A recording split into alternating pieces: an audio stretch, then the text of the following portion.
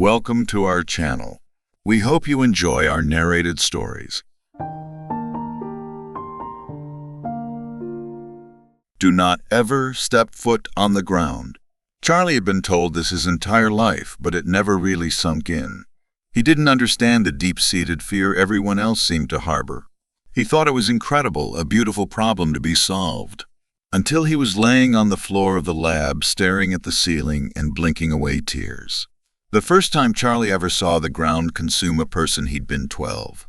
What the treetop teachers referred to as live mummification was a quick, disturbing process. Dirt crawling over skin to create a sort of exoskeleton. A casting of the human body, like those papier-mâché spheres they'd made in class years ago. It'd been an elderly lady that first time. The pulley system keeping her safe had malfunctioned and she'd lurched off balance. It was a code yellow bridge and wasn't fully enclosed. The old lady stumbled to the side and was pulled right over the edge. Charlie caught only the first flash of the swarming ground on her skin before his mom had ushered him away. As the crowd around them shrieked and cried, Charlie craned his neck for a better look. He'd like to have claimed this moment as the catalyst for his obsession. But really, that had occurred years ago. It was maybe a few days after his 7th birthday, and he was crossing that old rope bridge by his house. It's been built in a rush by early survivors trying to escape their houses for supplies. He was not supposed to be on it, but that had only made him more intent on using it. One of the rotten wood planks had splintered under his front foot and sent him toppling forward. It was only due to some notion of luck that his hips didn't fit through the empty space and his arms had gotten tangled in the ropes. His leg hung down, exposed, 10 feet off the ground, and then his new shoe, a size too big so he could grow into it, slipped off his foot. It landed on the dusty ground and tipped over sideways. Charlie's breath caught in his chest, but nothing happened. The shiny shoe glistened under the sun. He wanted desperately to stick his finger in that restless dirt just to see what would happen. He stayed put for way longer than was logical just in case. But the ground remained flat and lifeless. The shoe was not alive. The second time he saw someone be consumed by the ground, he was 18, and on the verge of declaring a major in microbiology, specializing in the study of those tiny organisms that made the ground hungry. This time, the fall had not been an accident. He'd been crossing a major intersection of bridges when a commotion piqued his curiosity. A young woman who looked barely older than him had crawled out onto the roof of a one-story house where no one would risk following. Her auburn hair floated in the wind. People crowded against the railings to watch her. A few kind souls called out things like, "You don't have to do this," and "Things will get better." But the girl ignored them. She stared straight ahead and stepped off the roof. For a millisecond, it was as if she was walking in the air, and then she plummeted to the ground and landed with a heavy thump. Immediately, the soil surged up to meet her. She didn't make a sound as it closed over her. Charlie came back every day for 2 weeks to observe the hardened cocoon. Inside, he knew that the body was being decomposed, drained away. The microorganisms in the dirt would suck the nutrients from her. Then the cast would collapse in on itself, and the ground would smooth over once again. It wasn't surprising that these events would have a lasting effect on him. The unexpected part was the nature of the effect. Where others would shy away and realize how dangerous the ground was, Charlie felt himself drawn to it. He wanted to understand the little beasts that terrorized his people. So it was inevitable, really, that he'd want to see this forbidden phenomenon again. The lab he was assigned to was on the upper floor of a university no longer in use. The building was old, made of even gray bricks. He had to duck through the 5th-floor window that had been fashioned into an entrance to get in. The walls were off-white, and the floors were so stable it made him feel somewhat unbalanced. His feet, used to the bridges and treetop platforms, weren't accustomed to the solidity. The equipment in the lab was well maintained. Microscopes, autoclaves, incubators, centrifuges. He felt like a child in a room full of new toys. On one side of the room, where a balcony had once been, a ramp had been fixed that led down to the ground. The space before it was taken up by a deoxygenation chamber used briefly to asphyxiate any rogue organism. Charlie was integrated into a group that exclusively studied the microorganisms in the ground called vitae sufficient, life suckers. The study was relatively new. They'd only recently worked with engineering to create a protective suit. Before then, the scientists would lean out the window with a cup fastened to a long pole and scoop up a small bit of the dirt. With the help of the suits, they had been able to set up a secure mock habitat to observe the specimen's behavior. The group was small, a handful of young students of which he was one, along with 6 seasoned scientists. For the first time, Charlie found himself surrounded by people who were just as interested in the ground as he was. The obsession that had set him apart from other kids in school was now reflected all around him.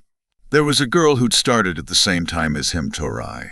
She was short and had thin black hair chopped short around her ears.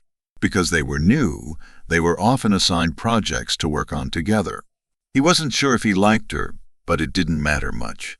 There was an ongoing experiment that needed a fresh test subject, someone to stick a finger into the life-sucker habitat. Charlie volunteered immediately, exhilarated by the idea of being able to touch the ground.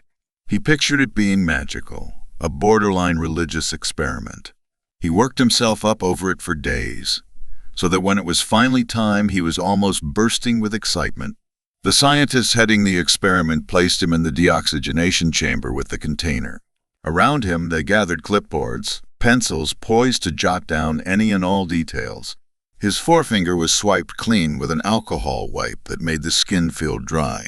Tori unlocked the circular compartment in the top of the container. Slowly, breathlessly, Charlie lowered his hand into the habitat.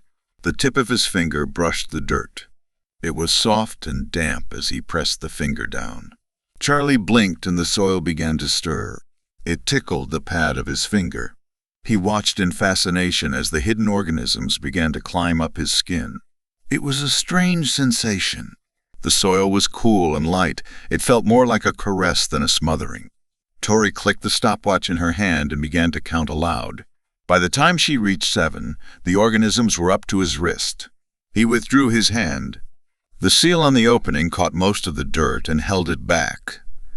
To the irritation of the organisms, he held his hand away from him, not trusting it. Tori latched the container shut quickly. Someone on the outside of the chamber switched it on. They held their breaths as the oxygen rapidly drained from the room. A loud whirring assaulted Charlie's ears. His chest tightened. For a minute, they all felt like they were suffocating. Then it abruptly stopped and the doors to the lab popped open. Oxygen flooded back in. Charlie sucked in a deep breath. He examined his hand. It was tingling and covered in little red blotches, but otherwise he was fine. No damage had ever been recorded from less than 10 seconds of exposure. Charlie glanced at the other set of doors over his shoulder, the ones that opened onto the ramp that led down to the ground. He longed to go through them, wanted to dig his hands in the ground and laugh as the organisms consumed him. He turned and walked back into the lab. A month later, he was given a protective suit and given the chance to wear it for the first time. He and Tori had been assigned to walk outside to a big oak tree and back. Charlie was thrilled. He stepped into the suite and pulled it up over his arms. A tech zipped him in and checked him over. The suit was a stiff layer of slick rubber designed to lack tread, so the organisms wouldn't be able to climb against gravity. The boots they were given were thick and clunky.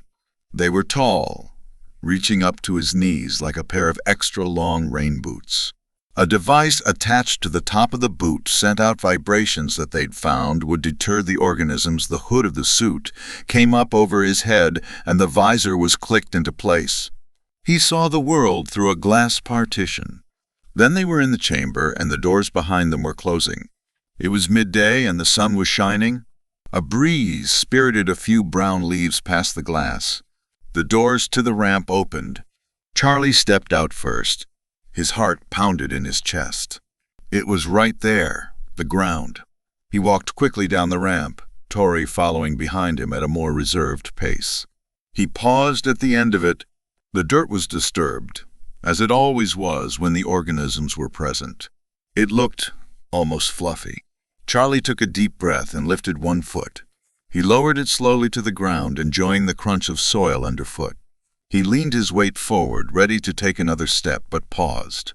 The ground was shaking around his boot, pulsing in strange waves. It was trying to climb up his boot, he realized. He tried to pick up the foot, but felt resistance. The ground clung to his boot, pulling him back down. Charlie watched, entranced. He continued to pry his foot away, and eventually the dirt fell back down. He looked at Tori, whose face he could just see behind the visor. She looked equal parts disturbed and fascinated. Afterward, he felt like he'd been on another planet.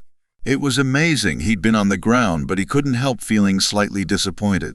What had they learned during that expedition? Nothing new, nothing interesting. He wanted more. All he could think about was how slow the studies they performed were. They were no closer to understanding these organisms they needed to study them in action. His plan fell together quickly after that. Once again, he fastened the protective suit on and was checked over by the other technicians. Tori was doing the same next to him. Charlie clapped a hand on her shoulder, and with the scalpel hidden in his palm, he sliced a tiny hole into her suit, the rubber splitting easily under a sharp blade. She turned and gave him a thumbs up. He hid the scalpel in one of his pockets. They walked through the chamber and out onto the ramp. The suit was heavy and sweaty against his skin. Through the visor, he saw the dirt-coated ground come closer and closer. The first step was always the most exciting. His foot hovered over the solid ground, casting a wavering shadow over the dirt. He placed it firmly down. The ground beneath him stirred, trying to creep up his legs but being deterred by the vibrations. Slowly, the ground pulling at them with each step, they made it 50 feet away from the end of the ramp. He knew they were being watched closely from the observation windows. But at this distance, no one would really be able to tell what happened. Charlie shoved his foot hard to the side right as Tori took a step. The bottom of her boot caught on the top of his and she lost her balance. Her arms windmilled, but the suit was too bulky and dragged her down. She should have gotten up. The suit should have kept the microorganisms at bay. But Charlie had damaged her suit. He gazed intently down at her as the organisms poured over her and into the hole in the fabric. He bent over as if to help her, but really he just wanted to get a closer look. This near, it was mesmerizing. The dark earth swirled as though it was possessed. It rose and fell like a liquid. Tori cried out one last time before they closed over the top of her dark hair. Charlie ignored the panicked voices over his earpiece. Through his visor, the majority of the event had been captured, excepting, of course, when he purposefully tripped her. He'd made a huge leap in the field, no matter how tragic. The footage would help inform scientists for years to come. Except, he didn't know. No one did. That after a feeding, the organisms laid their eggs. Hundreds of microscopic eggs stuck to his boots and were carried back into the facility. The eggs, not having to breathe oxygen yet, were not affected by the deoxygenation tank. Charlie stripped off his suit and hung it on the hook. Overnight, the eggs hatched, and those tiny, deadly microorganisms scurried to hide in the dust, accumulated above cabinets and at the edges of the room. Charlie was the first person at the lab that morning, still buzzing with the exhilaration of the day before, ready to study the footage and propel their lab forward. When his skin started to itch, he thought nothing of it, until he noticed the little red dots on his forearm. Then the world tilted on its axis and he crumpled to the floor. He'd made another major discovery that day. The skin of the microorganisms contained a deadly neurotoxin. There weren't enough creatures to make a cast over him. It was a slow death, during which all he could think about was how these organisms would feed on him, suck the life out of him. After, they'd lay their eggs, and the eggs would hatch, and the organisms would spread. His curiosity had doomed their entire town. He'd brought the ground to them.